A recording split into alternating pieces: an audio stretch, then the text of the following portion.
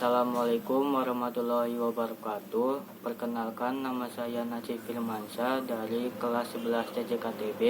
Di sini saya akan mempresentasikan soal dan jawaban tentang penjajahan Jepang di Indonesia. Nomor 1. Mengapa Jepang dapat dengan cepat menguasai wilayah Indonesia yang sebelumnya dikuasai Belanda? Jelaskan faktor-faktor pendukungnya. Jepang cepat menguasai Indonesia karena Belanda sudah melemah akibat Perang Dunia II. Jepang memiliki kekuatan militer yang lebih modern dan strategi serangan mendadak. Dukungan propaganda Jepang yang mengaku sebagai saudara tua Asia dan pembebas dari penjajahan Barat. 2. Apa perbedaan strategi penjajahan yang digunakan Jepang dibandingkan dengan Belanda di Indonesia? Bagaimana dampaknya terhadap kehidupan masyarakat?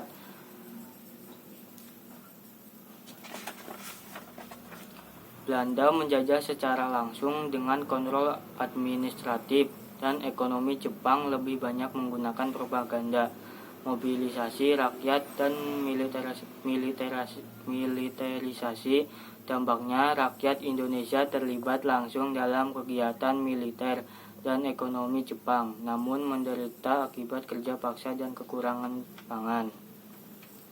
Bagaimana propaganda saudara tua yang digunakan Jepang memengaruhi pandangan masyarakat Indonesia saat awal kedatangan mereka? Apakah strategi ini berhasil? Mengapa?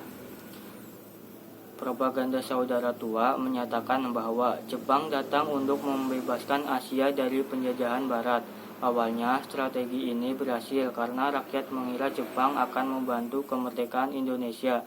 Namun, setelah rakyat Indonesia sadar bahwa Jepang juga menindas, kepercayaan mereka mulai hilang. Jelaskan bagaimana kebijakan kerja paksa Romusa memengaruhi kondisi sosial dan ekonomi masyarakat Indonesia pada masa penjajahan Jepang. Romusa menyebabkan penderitaan besar. Banyak rakyat yang dipaksa bekerja tanpa upah, kelaparan, sakit, bahkan meninggal.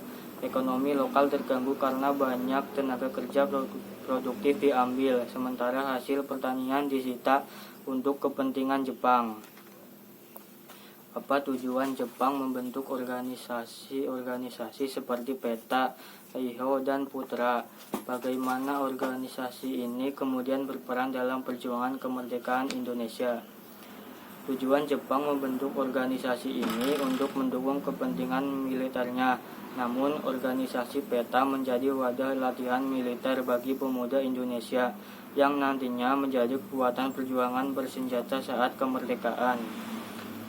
Bandingkan dampak penjajahan Jepang di bidang pendidikan dengan masa penjajahan Belanda. Apa yang berubah dan mengapa hal itu penting? Pendidikan saat Jepang lebih diarahkan untuk mendukung kepentingan militer dan propaganda. Bahasa Belanda dilarang dan diganti dengan bahasa Jepang. Meski pendidikan terbatas, semangat nasionalisme tumbuh karena materi pelajaran mulai menyentuh kebudayaan lokal. 7. Bagaimana reaksi masyarakat Indonesia terhadap kebijakan militerisasi yang diterapkan Jepang? Apa bentuk-bentuk perlawanan yang muncul? Reaksi masyarakat beragam, ada yang terpaksa ikut, ada pula yang menolak.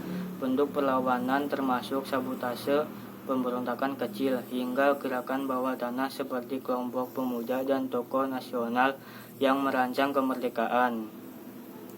Menurutmu, apakah penderitaan rakyat Indonesia selama masa pendudukan Jepang menjadi pemicu penting bagi semangat kemerdekaan? Jelaskan pendapatmu dengan alasan yang logis.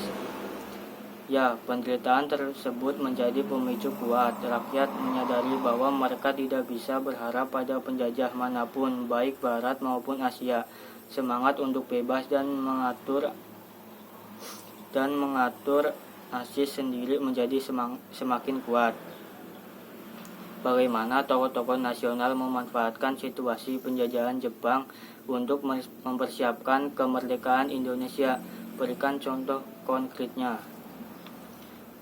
Tokoh seperti Soekarno dan Hatta memanfaatkan izin Jepang untuk membentuk organisasi seperti PPUPKI dan PPKI. Lewat organisasi ini, mereka menyusun dasar negara, konstitusi, dan rencana kemerdekaan.